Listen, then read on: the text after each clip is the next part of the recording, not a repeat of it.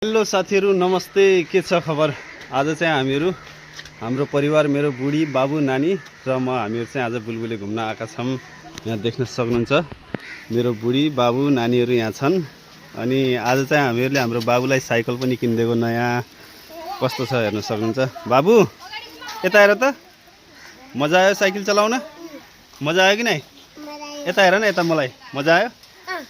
यता यता यता हेर, ठोक्यो तिम्रो साइकल। यता घुमाउ त।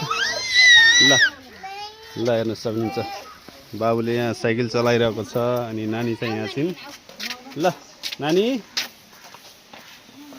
ल म चाहिँ हजुरहरुलाई हल्का यहाँ बुलबुले तालको अलिकति दृश्य देखाउन चाहन्छु। यहाँ चाहिँ यो मेन बुलबुले ताल भनेर चाहिँ यो ताललाई चिनिन्छ है, हेर्न सक्नुहुन्छ। अनि यतातिर अब यो घुम्नको लागि प्लस फोटोहरु खिच्नको लागि अलिकति राम्रा ठाउँहरु पनि बनेका छन्। ल हेर्न सक्नुहुन्छ है साथीहरु। ल ल बिग फ्यानहरु, ल भाइहरुलाई धन्यवाद है।